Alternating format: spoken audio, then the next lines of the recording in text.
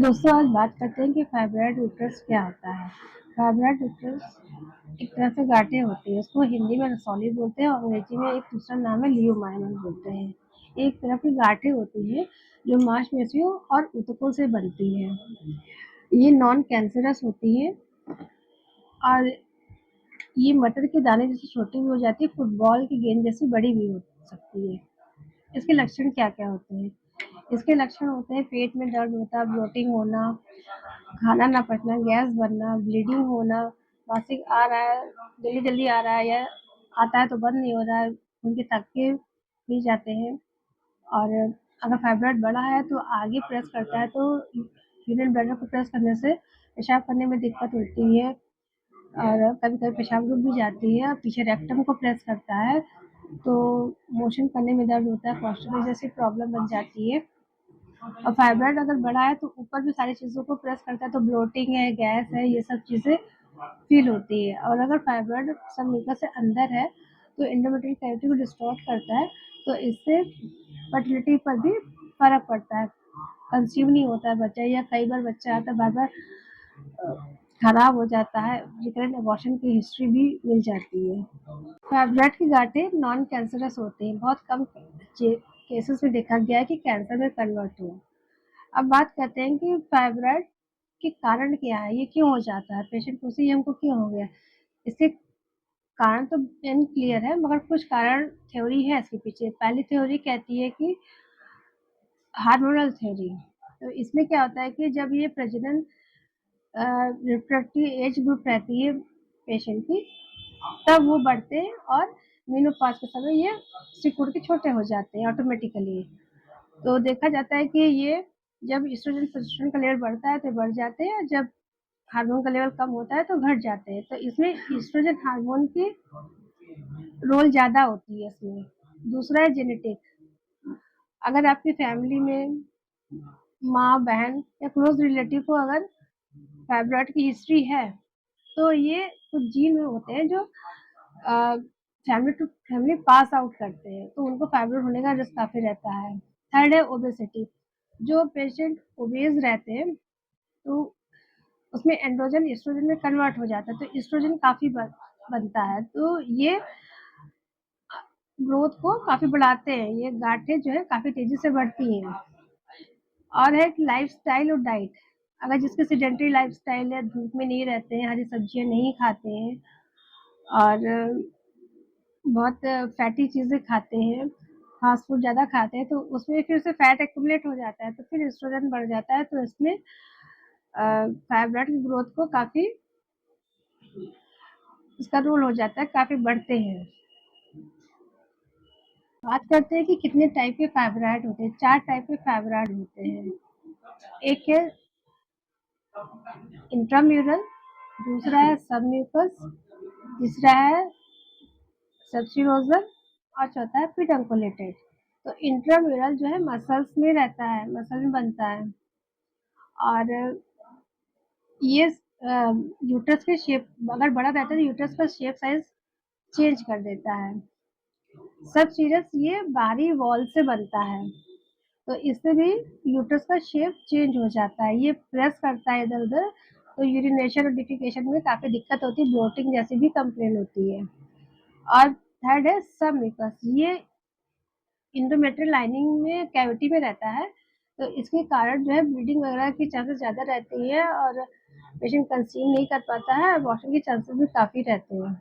और लास्ट है पेडुंकुलेटेड। ये आउटर या इनर वॉल के यूट्रस की वॉल से इस डंडी के द्वारा स्टार के द्वारा फाइब्रॉइड जुड़ा रहता है। तो ये जब मुड़ता है तो पेट में बहुत तेज से दर्द होता है और ये चारों ओर ऊपर चीज़ों को दबाता है तो भी पेशेंट को दर्द और डिस्कम्फर्ट जैसी चीज़ें होती हैं। बात करते हैं कि मेडिकल ट्रीटमेंट क्या होता है। सबसे पहले तो उसको पेन किलर देंगे, अगर उसको बहुत ज़्यादा पेन हो रहा है तो उसको पेन किलर देंगे सिम्प्टोमेटिक जो सेफ रहती है।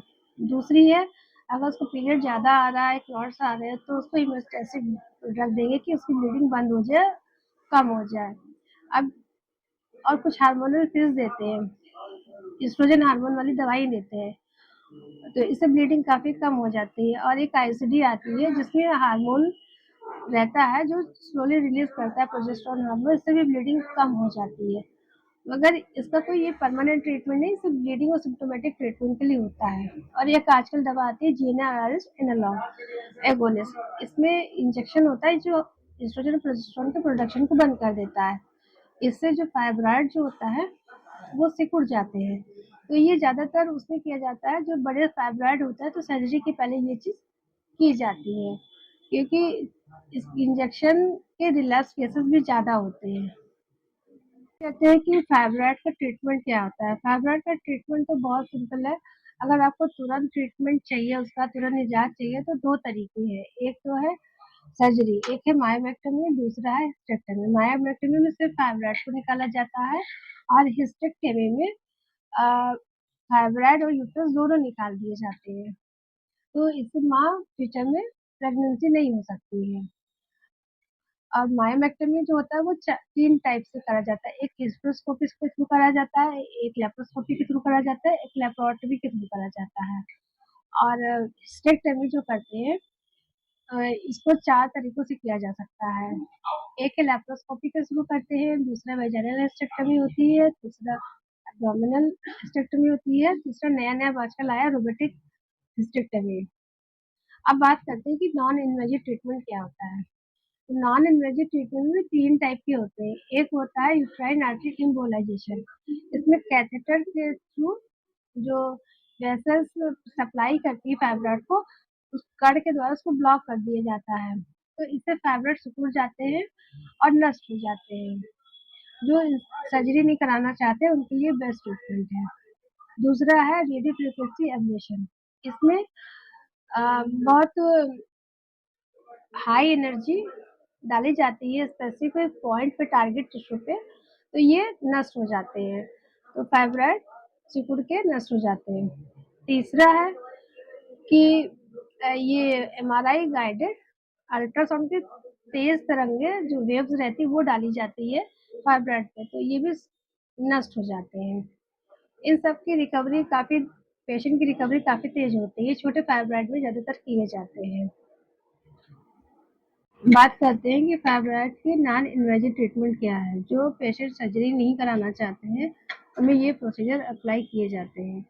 पहला है यूट्राइन आर्टरी एम्बोलाइजेशन। इसमें कैथेटर के थ्रू वेसल्स में, यूट्राइन वेसल्स में कट डाले जाते हैं, तो ये फाइब्रॉइड को नष्ट कर देते हैं। वो यूट्राइन आर्टरी ब्लॉक हो जाती है, तो फीडिंग प्रेगनेंसी के दौरान हार्मोन जो होते हैं एस्ट्रोजन और प्रोजेस्टेरोन बढ़ जाते हैं, तो फाइब्रॉइड का साइज भी बढ़ जाता है।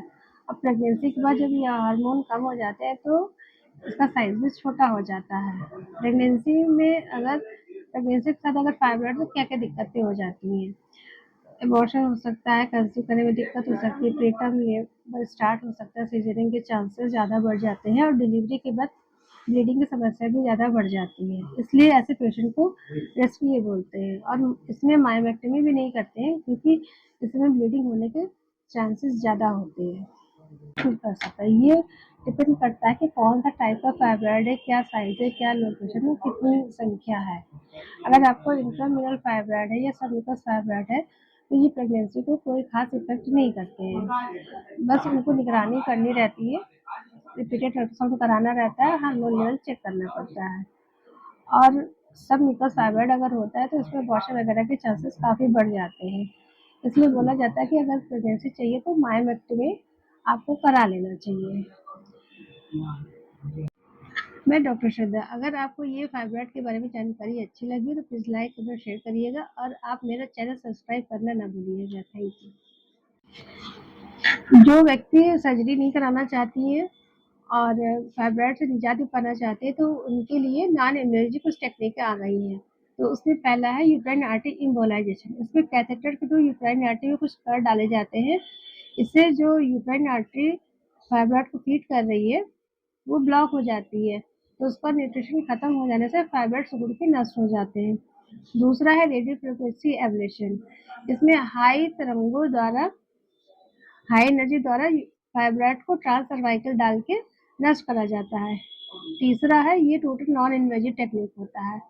इसमें एमआरआई गाइडेड तेज तीव्रता वाली अल्ट्रासाउंड वेव डाली जाती है टारगेट टिश्यू पर, तो ये टिश्यू नष्ट हो जाते हैं, फाइब्रॉइड खत्म हो जाता है।